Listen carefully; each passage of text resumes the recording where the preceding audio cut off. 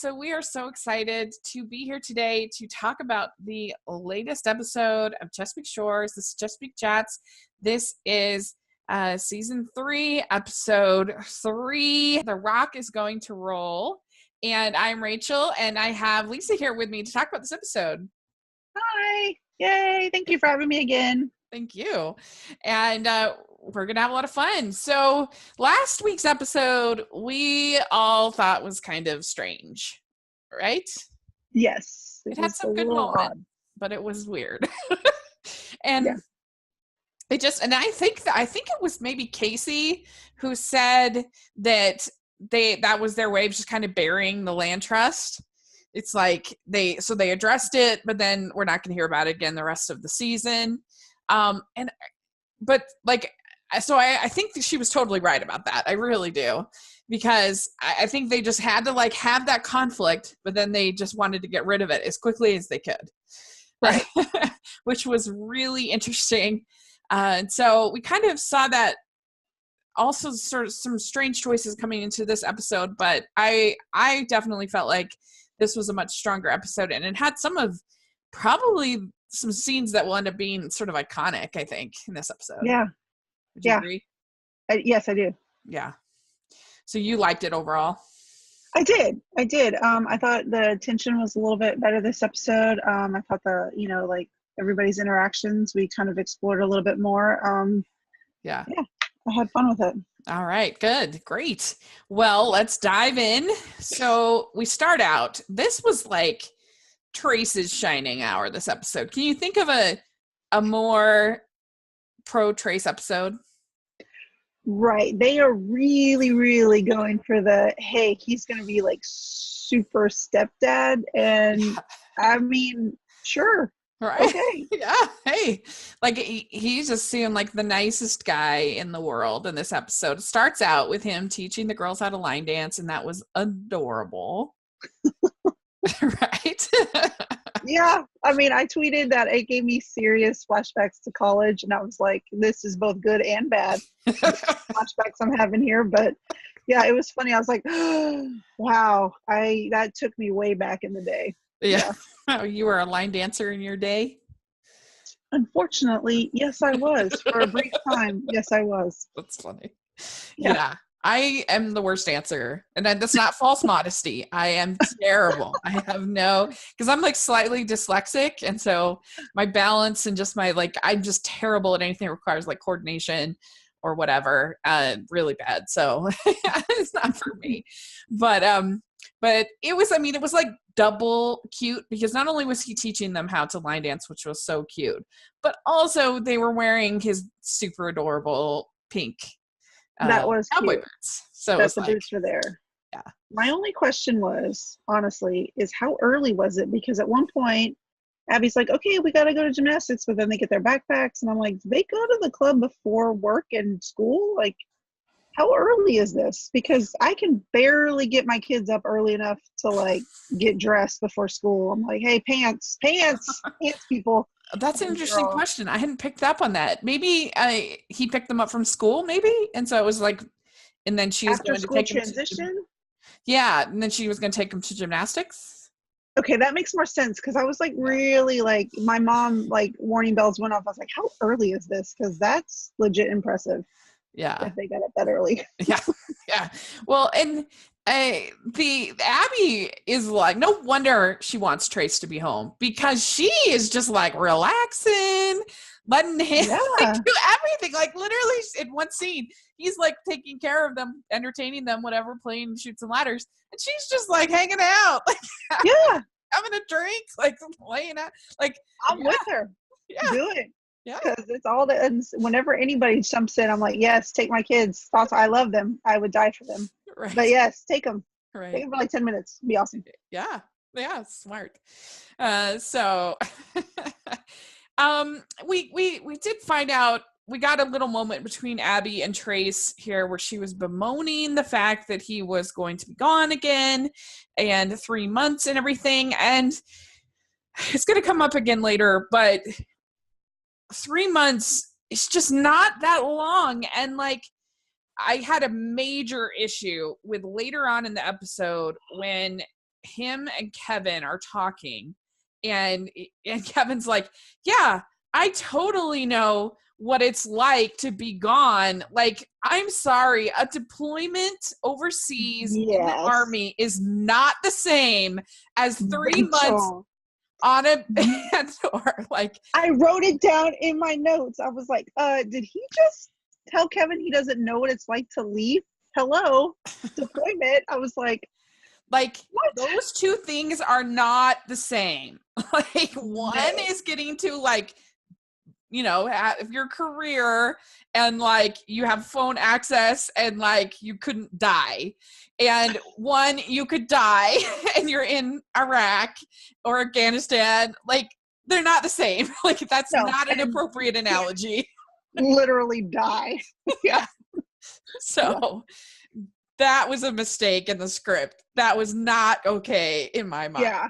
So it took me away for a minute. I was like, wait a minute. Did I just hear? Okay, never mind. And I wrote it down all caps. Yeah. I was like, no way. Spouses of singers do not make the same sacrifice as spouses of soldiers. Let's just clear that up right now. Yeah. So that was that was a mistake in the script. So anyway, okay. So yeah, then we do find out that Abby is a terrible dancer, which was like, okay, good. She's bad at something. She's so great at everything. Right. So then we get into one of our favorite parts of when they're all in the kitchen and they're coming in and out and in and out. I love those scenes. And we have Nell making muffins. And her plan is that she's going to try to bribe the mayor with these muffins. That's the plan. It would work on me. Because I love muffins, and I'm like, yes. Yeah. I mean, if the public shaming with the cutout didn't work, then I'm guessing. And the one thing I guess I sort of wish that they had been able to somehow in Vancouver somewhere find a fountain that looked slightly older. This is nitpicking. This is super nitpicking, but it's like a cement fountain. It did not look that old. It would have been if it had, I don't know. It didn't look like something that's like a prized possession that's worth changing the whole plans of City Hall for. But anyway, she's making these muffins and and Connor tries to take a muffin. He gets scolded. And so let's talk about Connor in this episode. Okay. So first of all, it feels like none of the O'Brien men are like gainfully employed because all of them are evidently available at the drop of a hat to man the B&B, to man the bookstore, to man the the wishes table, whatever. What's up with that? Yeah, you're right. I actually had that thought. I was like, they haven't even touched on Kevin working as the paramedic again, and Connor is supposedly working with his uncle, but we haven't seen that. And so that it's kind of odd. I appreciate it though. I appreciate seeing the old role reversal and that the dudes being able to okay, yeah, sure, I'll take over your job, thanks.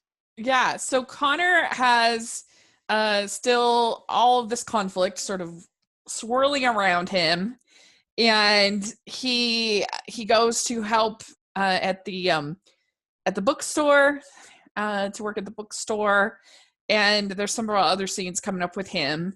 Starts out at the getting his muffin, and there's all this conflict with Danielle, and which we'll talk about later on. And then we have Jess coming in, and I wrote on Twitter, I said, the look when rich people head off to meet people slightly more rich. I know. Like, I mean, I don't know, it's just funny. It was so like classic kind of soap opera kind of a thing with the pics, and like, I don't know. I kept thinking of, going to see Crazy Rich Asians, like, except for in that movie, she's actually like the daughter of a single mom. And she's like a professor. So it's a right. Like they show up at the Peck's summer home, which is like 8 homes put together in one giant. Yeah. But she's like, oh my gosh, this is their home. And I'm thinking, you guys live on like acres with like a big home with like a fairy garden, and your dad owns a plane, like, and y'all have an inn and a cabin, and anybody who has a land trust in their family, right. It's like, what is going on here? They have a golf cart that they drive around town in. Yeah. Like, this made me laugh. That she were just like, and I'm like, that house is probably like twice as your size, but your house is humongous. Don't. Right. No. Yeah. So anyway, this whole plot line turned into like classic Hallmark, which was hilarious. And so we'll talk about that. See Mick and Kevin trying to man the B&B. And first of all, they seem to be like, people are eating. So like, I don't think they're doing that bad of a job. Like, they burn one thing. It was cracking me up and Kevin was getting so frustrated. And I'm sorry, I know this is nitpicky, but he kept calling it cilantro. And I was like, cilantro? Like, am I pronouncing it wrong? And I'm like, cilantro? Oh, no. It drove me crazy every time I say it. Cilantro. No, you I say do? cilantro. I say cilantro. Okay, I'm like, am I wrong? 40 years on this planet, and I'm just now realizing I say it wrong? Yeah, I mean, really the only thing they messed up was the quiche, and they had scones that were like looked fresh. Yeah, the scones are really hard to make. Yeah, get like not be hockey puck. So and like, Mick, is he just the most chill human being on the planet? All of a sudden, yeah, because the first season you couldn't get the phone away from his ear, and he just kept cutting everybody off. I'm on the phone, but I don't have time. Yeah. And now all of a sudden he's like, whatever, dude, just, I bake and I have baking muffins, like, yeah. He's whatever. Just like, that's probably not wise to renew your vows after 30 years of being apart, but hey, you're my brother. We're good. Like, I inherited a boat to go with my plane, but I'm not going to talk about it again because it's just like, Connor, he'll figure it out. I love the kid. Like, yeah, that's very, very, very interesting. Not what I was expecting for his character this season. So we'll see if he gets any conflict. But he just seems, it's like he's like. Again, I think Megan should get a boyfriend and he should get jealous. There it is.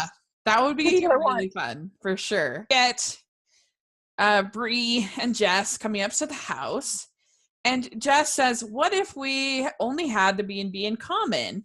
And my thought is, Jess, he sent you a letter when he could have called, texted, or emailed. Right, he FedExed you a letter, yo. Like, that's not normal. And so, like, he's obviously interested in this girl. Yeah. And then he opens the door, and you see David, Carlo Marx, and he's looking as handsome as ever. Mm-hmm. And we get I said on Twitter, I said, well, hello, somebody paid attention to Amy and my podcast on More Kissing. Because this was quite a greeting. Yes, it was. It was full on, like, aerial, kissing. Yeah, right. Yeah. She got lifted up in the air, and I was like, see? And this, secretly, I won't go into it now, but this is one of my 5. I have a rating for Hallmark men, and it's 5 things, and one of them is their ability to lift people, and he did it. He passes. So I'm gonna have to reevaluate some things and see if he gets in my top 5 now. That's all I'm gonna say for now. I think we need to do a podcast on this 5 things. That sounds very interesting. It's very scientific. Yes. Yeah. Sounds very good. And let's just remember here, these people had been separated, well, had no contact with each other for 3 days. Right. What is going on here? Like, It's an that's O'Brien not affection. very long.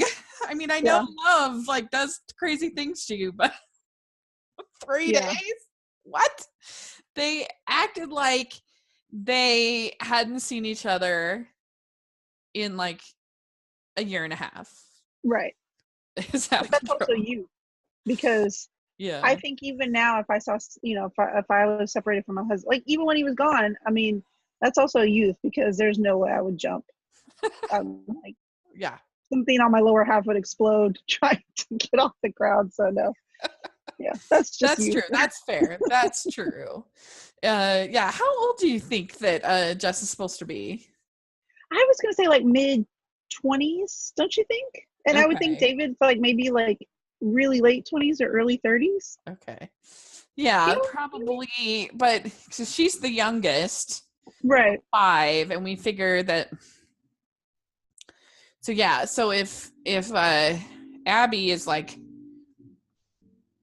I don't know, like 35, Right. then you have Kevin 33, and Yeah. then I'm gonna write this Bree down because I'm gonna need to refer back. 31. And then Connor would be like 28 and Jess would be like 26. So yeah, I feel like that works. Yeah, I think so. So we figured that out. Poor Megan, dude. That's a lot of kids in a Yeah, short amount of time. it really is. I know. Because my family, there's 6 kids in my family, but my mom kind of did it in 2 batches. Yeah. Because there's my older brother, who is he's 30. I mean, he's 40, and I'm 37. And then my sister's 35. And then I have another sister that's 27, and a brother who's been on the podcast who is 21, and I have a sister that's 19. So Yeah, you gotta space them out. yeah, hey. I got 2 for 1. So after that I was like, I'm done. Yeah. That's it. Don't blame you. Yeah. Yeah. So, all right. Well, we did get a really nice scene between Connor and Megan. Yeah. Here, I think at the bookshop, where there was a lot of, Megan was really nice this episode. She was there with Connor, talking to him about that he deserved to be with somebody really special, and because he's feeling sad about what happened with Danielle. And I don't know, there's some nice moments between them. There was nice moments with Megan and Connor, Megan and Robin, and Megan and Nell. So she was just all over making people happy. I know. And I just, So okay, here I'm going to get a little ridiculous. I love her. I love Megan. Yeah. I love Barbara Niven playing Megan. I love everything about the whole scenario. And she's honestly, when it comes right down to it, my favorite character in the series, because I see so much potential of where they could go with that. And I'm so interested in her entire backstory. I love everything about it. I love the way she plays her. Barbara Niven plays her. I love the way she comes across. The whole thing is amazing. And so this episode was really, really fun because she got to, shine in all those moments, and I just love her. Yeah, I do too. And it's not just because I interviewed her, because she is the best. And if you haven't listened to our interview, was a great one. Sorry. Yeah, no, it's true. She's the best. And I'll put a link down in the description. If you haven't checked out that interview, you should, because she was just delightful. And so it's not just because of that, but she really is just such a warm, lovely person. I would kind of I'd like to see her having her own storylines and not just being sort of the wise words and the comfort to all these other characters. So I'm hoping that we get to see some, like you're saying, with maybe her meeting somebody or whatever, because that would be nice. Yes. So Yes. Team Megan, let's go. Yeah. And how are you feeling about the whole Robin thing? Like, are you warming up to it, or do you still think it's pretty weird? Or I just think it's the way it just kind of unfolded. Like, it's just all of a sudden, like, Thomas has a wife. Oh, okay, but she has been gone, and they're gonna get back together. I mean, I understand that it's a way to introduce the character into the story, and I love Tara Wathery. I love her. So I love her being on the show. I just thought, when she first joined the show, I was like, well, this is kind of strange. But yes, I like her. This episode, I still, I guess what I'm trying to say is I fail to see where it's going, like what the purpose is, where it's going to go, like how her story is going to unfold into the broader sense of things. And so I'm just kind of like, okay. If it wasn't Hallmark, I'd wonder if like she's going to end up leaving or something like that. But I feel like, it's just going to be sort of a sweet, happy ending because it's Hallmark.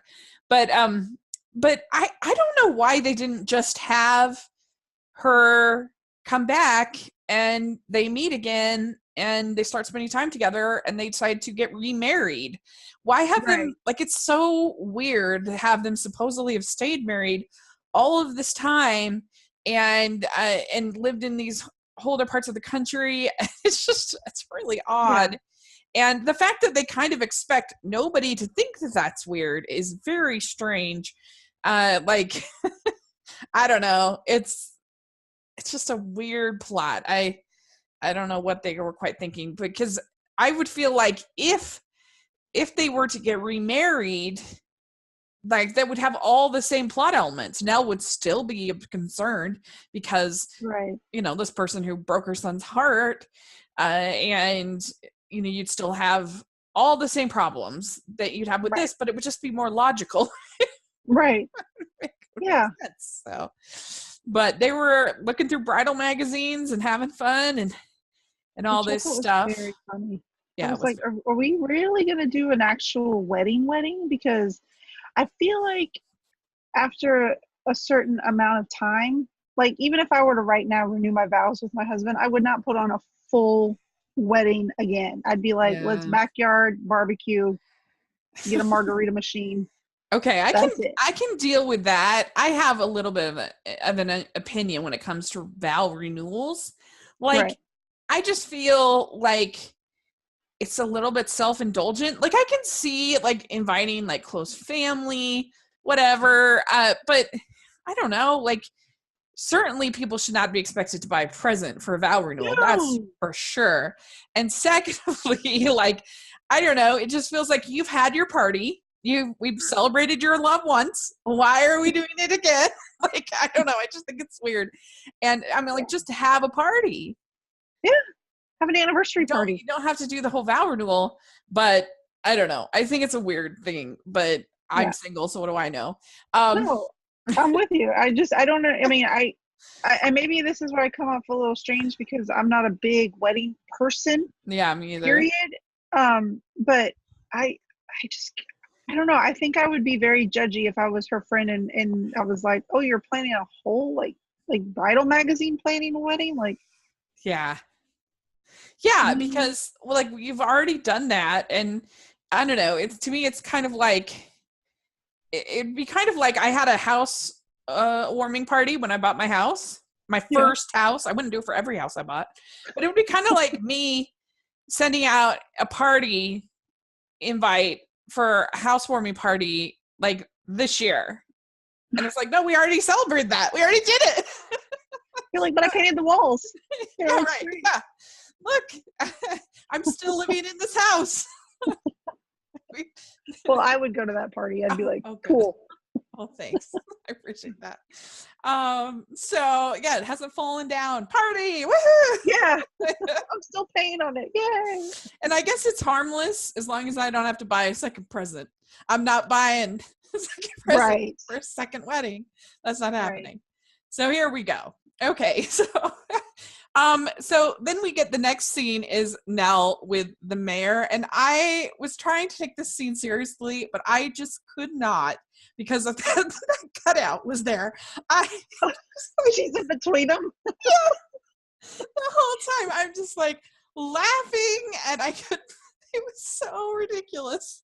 I thought it was funny, but what made me laugh the most was that when she took that muffin out of his mouth, like she reached over, he was about to bite it, and she just pulled it out of his mouth, and I was like, oh, she did it. Yeah. That was awesome. Yeah, that was hilarious. And and she basically explains to the mayor that this is the wishing fountain, and that it means as much to him, or it should mean as much to him as it does to her, and she basically wins. So Yeah. Nell versus the mayor. I mean, it was cute because I liked her involvement in it, and her. I think I put it on Twitter because all of the hats she so far had this season are this series, and I'm like, yeah. But in the end, I'm like, maybe I missed the importance to her of the fountain. Maybe I kind of missed that part. I still don't understand. I don't understand either, and and what kind of dictatorship are they living in anyway that the mayor has that kind of power? Like, the mayor doesn't get to decide these things. It's decided by like a city council, or I mean, maybe in Middleton where Mayor Martha, maybe she does, but most towns kind of a group decision. And I don't know. It was fun. It was harmless. I enjoyed it. Yeah. But it's supposed to be this tender moment. And I was just dying laughing with that cutout there. It's so ridiculous. I like when he grabbed it and he stared at it. He's like, he tucks it under his arm and he walks off. And I'm like, if I would have been a person that lived in that town, I saw him, I'd have been like, get a picture. The mayor's carrying himself. Right. And the director or one of the producers or whatever, he responded to my tweet. He's like, I don't know I forget who the actor is. He's like, the only thing better than him is two of him. Like, yes, that's right. It was so funny. We get that scene I was telling you about where we get that scene where Abby is just lazing about while Trace plays Chutes and Ladders with and you know what's so funny is I played Chutes and Ladders with my niece the other day, and she kept trying to cheat. I was like, like all of a sudden she would do like 8 spaces to avoid the chute, and I'm like, no, you rolled a 5. You can't go 8 spaces. I saw that, and I was like, it was just reminding me of that. I'm like, this is a simple game with simple rules. You're not. You should be. Oh yeah, which is so hilarious. My kids cheated their way through it, but I'm super competitive. I'm like, back it up. You did not know. Yeah. Oh, good. That's not just my nieces. Yeah. No, it's all kids. Yeah. Yeah. And this is when we first hear about the snipe hunt. So when you were a child, did you ever hear about snipes? I did not. Going to snipe hunt? I'm from Texas, but I'm from the city, Texas. So not country Texas. So no, I did not hear about snipes. Well, in my experience, snipes are really only a thing in Boy Scouts. Maybe they do it in Girl Scouts too, but I doubt it. They're probably too civilized for that. But a lot of times it's a kind of an initiation or something like that for the young Boy Scouts that like camp. Gotcha. And the older Boy Scouts will send them on a snipe hunt. And so my dad is like Mr. Scoutmaster. And so that was sort of how I ended up hearing about snipe hunts. And so you knew about it before the show? Oh, like, yeah. And I tweeted out, I said, so the snipe story clearly proves that Trace is an Eagle Scout. Yes. So I think that's definitive at this point, but at least for me, like Boy Scouts and snipe hunts are just one in the They go same. hand in hand. Yeah. Yeah. But that was fun. That was cute. It was a cute scene. Yeah. And then we get probably one of the best scenes in the history of Chesapeake Shores. We have Jess and David. He's made her a birthday cake with all these candles, and she's wearing pink. He's wearing a blue sweater and trousers, and they have this 16 candles moment. What do you think of that? It was everything I wanted and more. I legit squealed in my room, and I probably scared the neighbors. I was just like, oh, it's happening. Oh my gosh. Yes, it was amazing. It was great. Yeah. Yeah. Like, again, though, I feel like as I'm older, I look at stuff like that and I'm just like, how did you get on that table without killing yourself? But youth. Well, and those candles lasted a long time. I was starting to be like getting a little anxious because I'm like, they got to blow them out. Like, it's been a long time. They were getting like, about an inch. And, but it was great. If we had waited to do our Best Kisses podcast, I think this would probably make the cut of the top kisses in Hallmark history. It was great. It was really cute. Yeah. I mean, not only because it was such an obvious homage to a classic film, but it was just really sweet and lovely and adorable. Well, I just like it when she said again, and he's like, really? And she's like, yes. And he indulges her, and he just knows that that's her and that she's just that way. And he, of course, does it, and he does it all again. And they're like kind of giggling through it. And it was just super, super cute. Yeah, it was. It was really romantic, and it was really sweet. And so they did a really good job, and it was really lucky that none of his cranky family came in. I thought about that, and I was like, well, wait a minute, there's probably like 67 rooms in that house, so they're probably on a wing away from everybody else, and nobody can notice what they're doing. So yeah, probably. So the next scene that we see is them eating breakfast. And what was your sort of initial impression of his parents? Agenda. After a certain level of money, and this is terrible for me to say, but I feel like everybody has an agenda. And I was like, there is something brewing here. And I saw y'all's tweet, and I legit was like, are y'all in my mind? Because all I could think about was the food and how people with money have the best food. And then y'all said it on Twitter. I was like, oh my God. Yeah. I said rich people have the best breakfast. And this is very true, because when you're poor, you eat like cereal at best. Butter eggs, maybe. If you've got it. Yeah. And they have Wedding Crashers. Remember in Wedding Crashers, they're all rich, and they go and there's that giant spread, and he takes that giant. I'm like, food. That's all I kept looking at. I am a huge fan of the Nanny show, and I always loved is particularly the breakfast. I feel like that's the meal they showed the most that Niles would make, and of course she's there in her like pretty little cute outfits, and I was like, oh, this looks so delicious, those breakfasts. I'm like, I wish I was super rich and someone made me breakfast every morning. That would be my dream come true. For real. Fresh fruit, juice, yum. Breakfast is everything. I could eat it 3 times a day, so yeah. Agreed. I'm with you. So that was interesting, and they were just classic Hallmark evil rich people, like not evil but super snotty, super judgy, whatever. There was not a whole lot of nuance to their character. and then we also find out in the sort of, I think around this time, that Bree tells Jess that the lead character in her book is actually Bree and not Jess. And what did you think about all that?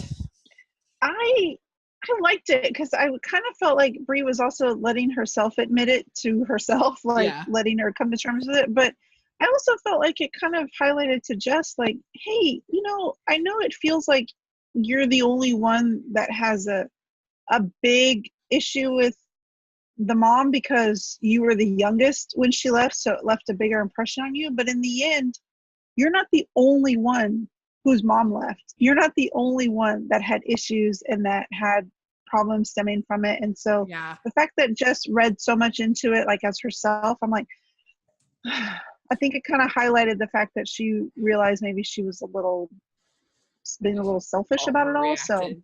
Yeah. yeah, for I real. think so. And I think she never realized that that they were so similar in that way. Right. Yeah, I agree with you. It was a nice I liked moment. it. Yeah.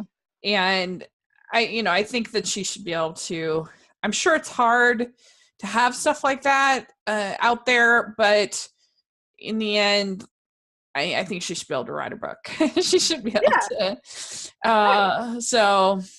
And then we had a cute moment between Megan and Nell in the bookstore, where they talk about Robin and whether Nell can forgive Robin, and that was a nice moment, I thought. Yeah, it was. I'm not sure what it is that Robin is supposed to have done other than not divorce her son and not live in the same state as him.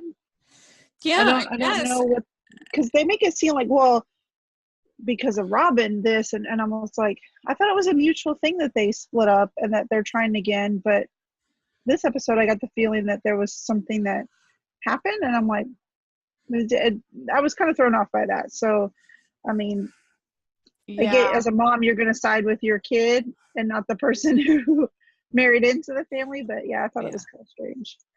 yeah. I mean, I don't know. I think she's just really nervous. I mean, it's hard. It's hard not to be sort of sympathetic because the arrangement, the relationship is so weird. So I'm Yeah, like, yeah, I can kind of see why Nell is kind of like flustered and upset and whatever. But she basically says like, I can forgive, but I just don't want my son to continue to be hurt. So so then we have this scene that was not my favorite between Kevin and Connor. Kevin comes in and says, hey, I'm sorry, I should have just left it alone, but I was just trying to look out for you. And then Connor's like, but what? You're terrible at apologizing. You were totally like, I'm just like, Connor, what's wrong? Come on, you're losing me yeah, here. You're losing. I love Connor, but come on, like this is yeah. ridiculous. Like, I don't know why Kevin just doesn't say, what would you do Right. if you saw Sarah cheek kissing another person? Uh, what would you do? You would not tell me?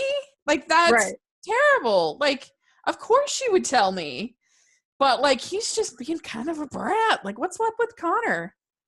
Yeah, I just felt like he was really mad at himself because I was like, dang, who are you legit mad at? Because it's not Kevin. And whatever it is Yeah. that he's really upset about, he's just taking it out on Kevin because it seems like it's the easiest target at this point, just to throw it all on him. But I don't even think he's that mad about Danielle, which we find out later in the episode because he's like, Yeah. I just want you to be happy. So it's obviously not legit Danielle. There's something else there, whether it's his dad or whether it's uncertainty about his future, his job. I don't know, but he definitely wasn't mad at Kevin. He just took it out of him, and Yeah. he He did it was wearing a cardigan. he did. That's right. He was being very immature, and it's like, come on. It's kind of like what his dad said when he told him, like, you're a grown man. Like, you want to come at me, then come at me because you're a grown up, and I'm going to treat you like anybody else. And Right. I mean, he Yeah. should be glad that he has family that's looking out for him, and he certainly should be glad that he has a dad who's willing to like make all of this go away by some magic. Right. Like, what? And he's still mad at people. Like And he's everyone still around him is like trying to like make amends, and he's like, "No, I shun you." And I'm like, "What? like Are you Connor. mad that people are being bigger people than like I don't get it." And I'm with you. I really like Connor as a character. Um, I see a lot of myself as a kid in him, like when I was Yeah. younger as him. So I'm like, yes, but yeah, like that scene, although it played out very well, it was really tense. And for a minute there, I was like, okay, settle down, guys. But yeah. And yeah, since we have determined today that he's like 28 years old, he should know better. right. You're right. He is 28. It's That's right. just a done deal now. Yeah. But side note, seriously though, his clothes have changed since the first season, and they put him in 2 cardigans, this one zip up, one button. And I'm gonna go ahead and say that he pulls it off because in real life he's a very attractive person. Right. But as a character, I'm like, I need not to look at a dude I think is attractive in cardigans when you're 28. Yeah, agreed. So. Like, he is usually somebody who is wearing suits and stuff, and I guess they're trying to show that he's like working for Thomas or whatever, even though he spends all the time at the bookstore and at the inn. But stealing muffins from Nell. Yeah, right. But yeah, you would think that he would be sort of a little bit slicker. It's a little frumpy what they've got. Because in New York he was like all flashy and stuff, and maybe that's what they're trying to show. But I was like, it dawned on me on this episode, and I'm like, okay, this is like, now I'm gonna sidetrack real quick here. I won't take long. No, you're fine. But in Twilight, yes, because I have to bring it back to Twilight as always. Yes. They dress like high school students. And then in New Moon, all of a sudden, Edward is in this long, drabby grandpa coat and all these long, like, old clothes. And I'm like, he is still, I mean, I know when he's like 108, but he's still a 17-year-old dude, like, trapped forever. And I was like, they New Mooned him. They New Mooned Connor, and they put him in. That's true. That's very true. They kind of did. Like, and I don't know what the problem is. Like Kevin is looking way better as far as clothing. He wears shirts very well. That's all I'm gonna say. His t-shirt selections are the perfect size. Agreed. And congratulations, Kevin. Like, they've got better costuming on Mick, I would say. Yeah. Mick looks more younger. Yeah. I don't know what's going on. But Andrew Francis manages to still make him look attractive, like you're saying, because he's Andrew Francis. But I agree with you that he's just coming off as kind of bratty and kind of frumpy. What's going on? I don't know if he's just trying to be too much like Thomas or what is happening, but I don't know. But then we get the scene where all of a sudden the 2 little girls become characters in a horror movie. They've been like so sweet and so great, and he like is taking them to the beach, but then Grace is like, oh look, there's a really strong like tide, I don't want you to go in there. And they're like, why? Our dad lets us go in there. He's like, well, I need to keep you safe, and you can't do that. And it's like, well, it's not like you're our dad anyway. Like, they really did look like kids in a horror movie to me. Right, which I actually laughed at that because, I mean, it's such a kid thing. It's such a true kid thing to say. And there are times when I'm out with my kids and their friends, and it's just me, and they're like, well, my mom. And I'm like, I pull the official, your mom ain't here, first of all. Second of all, I'm like, listen, and what happens if something happens to you? And then I got to go to your mom and tell her, hey, something happened to you? Yeah, that's not going to happen. So shush, we're doing this, And I can totally understand, Trace. It's a very, very difficult place to be in when it's not your kids, but you care. Yeah. And you're just like, at the same time, kids are mean, dude. My kids tell me stuff all the time. They're like, why do you look like that? And I'm like, I don't know. Because I had you. Yes. Like nonsense all the time. The other day I told one of my daughters, I was like, you're so cute. And she's like, well, yeah, because your time is over and you can't be cute anymore. So I am. And I was like, oh, thanks. Like, go to your room, Missy. Wow. Yeah. Like, kids are just say whatever. Yeah. Did you ever have like a step parent growing up or anything like that? No, my Yeah. parents are actually still married, going Yeah, on mine too. 40 some odd years. Yeah. Wow, that's amazing. Yeah, mine as well. Yeah. And so I never had to deal with that, but I certainly had a huge extended family. So I had lots of times with aunts and uncles and people like that and I'm sure I did my fair share of bratty moments, that's for sure. But I don't know, it was just such a contrast. Even their hairstyles were like totally different than they had been the rest of Yeah. the episode. It was just like all of a sudden they've become like children of the corn or something like that. Oh, that'd be funny though. So, but to Trace's credit, I mean, he was just nailing it this whole episode. Like he was like, Yeah. "No, sorry, you got to listen to me." He didn't. Which was what he should be doing. So I'm like, good for Yeah. you, dude. It sucks. And I don't care how mad my kids get at me when I'm like, no, because it's dangerous. Get mad about it. Right. Yeah, exactly. So, yeah, and then we were back at the house with Bree, and Bree gets to meet the sister, David's sister. And I feel like I've seen that girl in a lot of Hallmark stuff. And Yes. and she is very frustrated with her family, and she has put in all the work into the business, and her and Bree have like sort of I said, yes, rich people swapping dysfunctional family stories is my favorite. And so we find out that she is wanting to take over for the company, that she has put in all the work and all that stuff. So there. And then we go back and we see Danielle and Connor. They're talking, and Danielle is like looking at the ground like the whole time. And I mean, I kind of felt like, well, maybe since none of us realized that they were exclusive, maybe she didn't realize they were exclusive either. Wait a minute. Why? Yeah, no. And that's basically kind of what happened. And he was like, wait, are you seeing another person?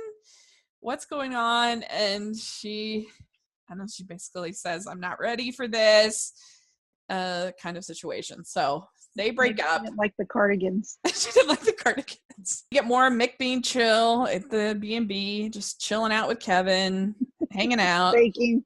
Yeah. And speaking of fashion, what did you think of Jess in the high-waisted pants? Are you pro or con? For tiny people like her, do it up.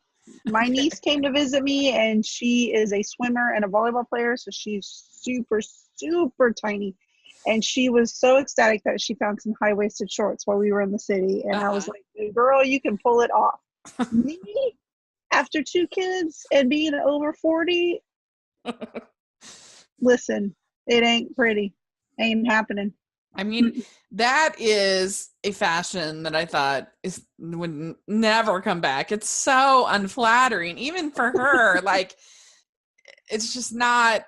It like focuses you right on your belly and like just makes you look wide, and like she's beautiful, so she can pull it off like Connor in the cardigans. But like, I think she would have looked better in like normal waisted pants. Right. And I was like, are those specific riding pants? And that's why they're so tall. But I know that that's like the fashion now is the high-waisted pants. But it for me, it just, because it makes the top part of your body just look like this big. And Yeah. I don't know.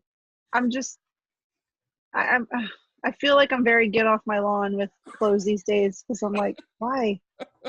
Yeah, I'm not a fan. I'll just say that. Yeah. But you know, hey, if you wear it, own it. And there you go. So yeah, and we also find out that his parents play polo, which is they might as well just like have a badge that says I'm a snob.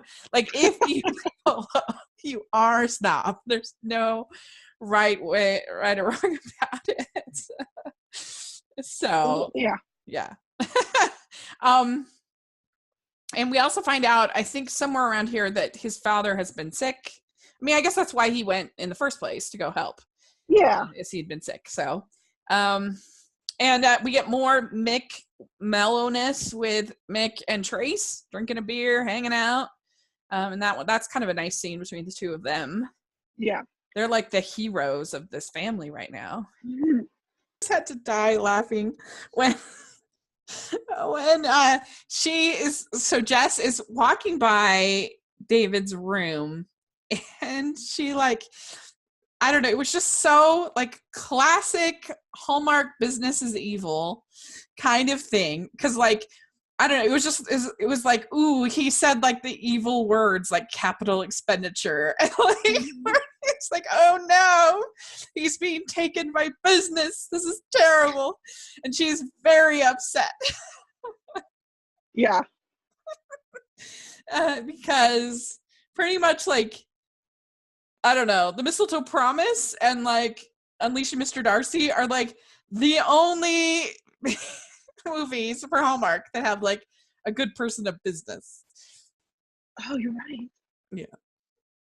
So you can't use words like capital expenditure and be a hero in Hallmark. Like that's not gonna happen. And she realized it. She was like, he's turned. Yeah, But I felt like, oh my gosh, he's not. But I felt like she was just, well, first of all, that mom sure did lay a trap. She was like, oh, well, I was going to take you to him this afternoon. I'm like, no one's allowed to freely explore the house. You must be taken from room to room. Like, you can't go visit people. Like, it made it seem like, well, you can't see David unless we say you can see him, and I will take you to him. And I feel like she did it on purpose to let her see him in his element, doing his little business speak or whatever, talking about what TPS reports or whatever it was. And like, yeah, like whatever it was. And, and I feel like she was just like, I don't think she realized, like, I think she knew that there was the Peck David once she found out like who he was,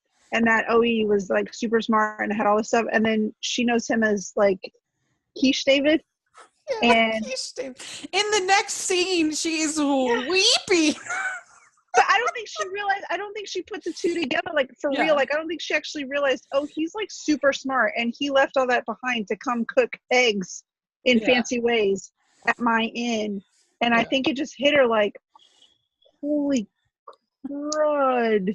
Yeah. It definitely did. I laughed just because it was just so archetypal of Hallmark that it was funny to me. But it's not like it's totally irrational, her behavior, but like, especially for a young person, because she is realizing that he has this different side to him, but it was a little over the top, which is Jess. Yeah. She's over the top, but I just thought it was really funny. There were like how many sort of buzzwords they could throw out. They were like, ooh, and he said it so naturally. He's all leaning back. He's like, oh, he's got the pen. He's like, what I think. We got to check on the capital expenditures. It's like, oh no, he's a goner.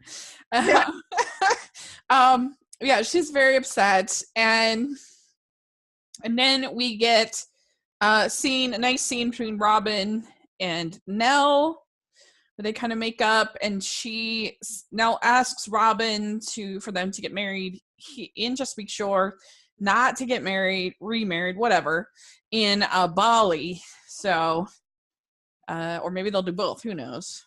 Yeah, 2 weddings, like marrying Mr. Darcy. Why not?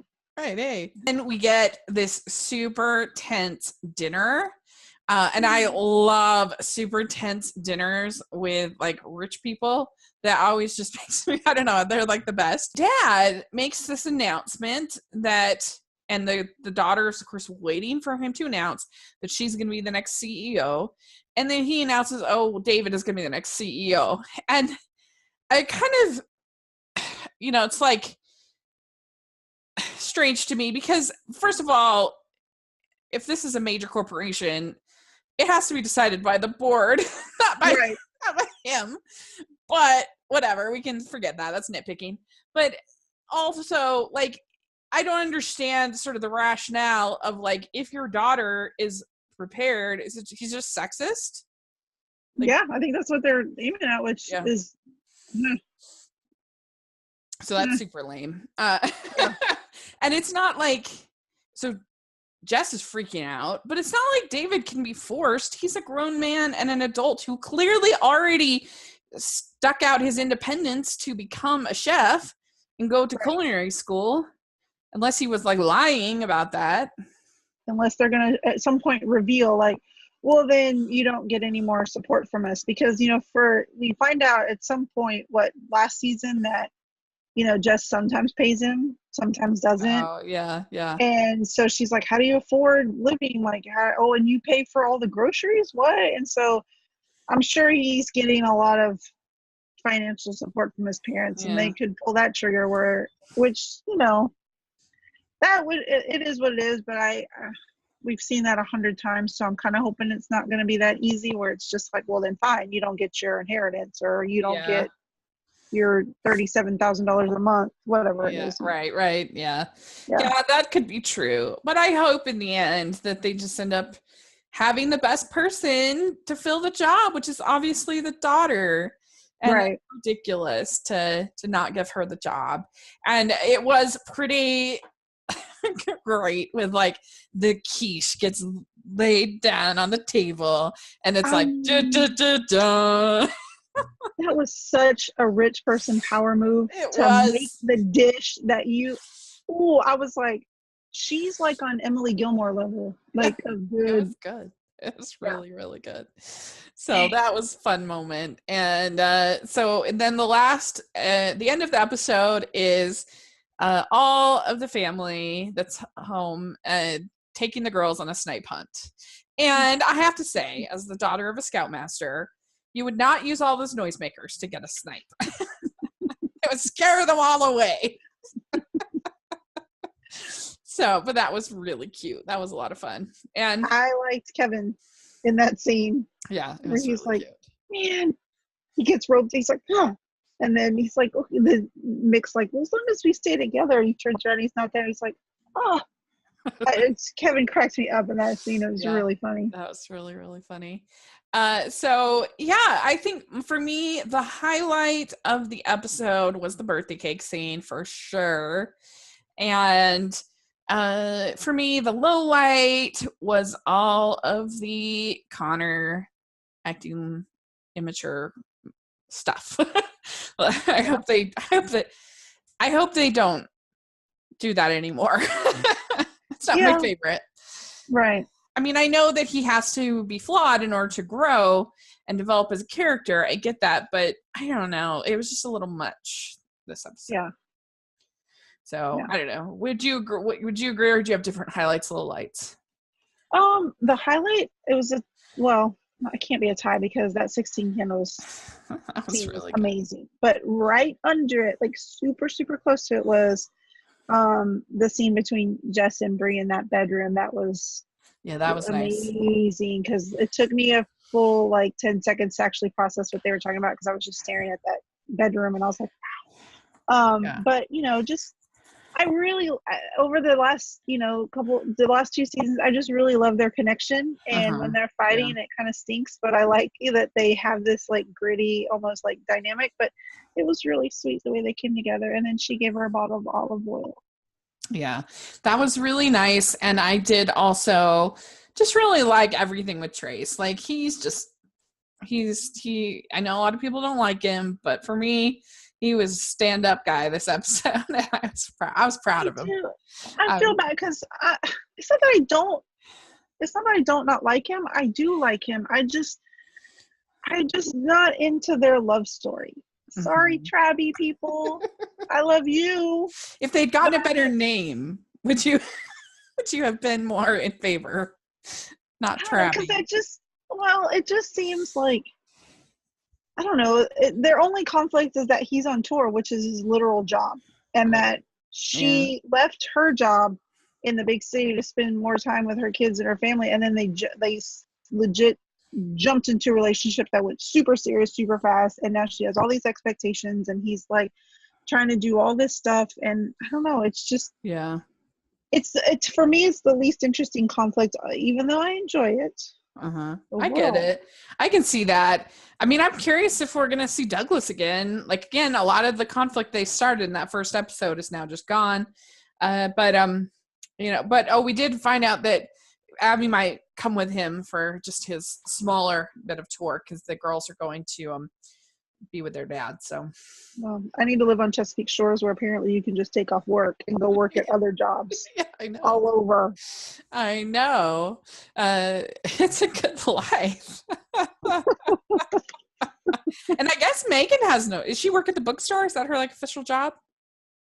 I guess, but I'm like, weren't you like trying to start the events thing with the city? Like, wasn't she Oh, like the yeah, event yeah. coordinator and making awesome posters and stuff? Like, Yeah, it's interesting. It's very, very interesting. So anyway, it was pretty fun. I think this was a pretty good episode, and I think that I'll be looking forward to seeing what they do next. We'll see what happens, and hopefully they'll get rid of the cardigan. No more cardigans. I feel bad because I feel like I'm picking on him in real life, and I'm not. No, we all agree. Andrew Francis is Andrew Francis, you're very attractive, and you have unicorn hair, which is amazing. I don't know what you do to it, but those cardigans, sir. Yeah. Agreed. We agree. So there you go. That was the episode. So if you're listening, let us know what you thought of the episode, of the different moments. There was kind of a lot going on. It was a pretty busy episode. And so let us know what you liked, didn't like. And yeah, that'll be really fun. And thanks so much, Lisa, for joining me to talk about this. This was a lot of fun. Yes, of course. Yay. So where can people find you? I am on Twitter and Instagram at Girl Gone Hallmark. Great. And you can find me at Rachel's Reviews on iTunes and on YouTube. And this week for the podcast, we had our interview with Autumn Reeser on Monday, which is so exciting. And then on just yesterday, we had our podcast with Elisa from Best Forever's podcast, where we talked all about friendship. It was really fun. And we talked about the movie, The 7-Year Hitch. So definitely check that one out. That one was really fun to do. And this weekend on Hallmark Channel, we have another garage sale mystery. And we have Autumn's movie, Season for Love. So lots of things, and a new episode of Chesapeake Shores. So lots of things to look forward to. And so let us know, again, what you thought. Make sure you're following the podcast at Hallmarkies Pod on Instagram, Twitter, other social media. And if you can put in your reviews, we've noticed we've gotten quite a few new reviews in the last 2 months. And we really appreciate that on iTunes, because then more people can find us. So thank you very much. And please put in your reviews. And thanks again. And we will talk to you all next week. Bye. Bye.